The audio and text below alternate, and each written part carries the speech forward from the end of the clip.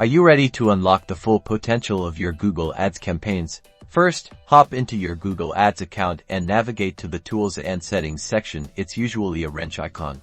Now, click on Linked Accounts under the Setup category. This will show you various accounts that you can link to Google Ads. Then, find and select Google Tag Manager. This is where the magic begins. Click on Details or begin the setup process. If this is your first time, it will then prompt you to enter either your container ID or your Google Tag Manager account information. Switch over to your Google Tag Manager account and grab its container ID. This is a unique identifier for your Tag Manager setup and will look something like GTMXXXX. Copy that ID and head back to Google Ads.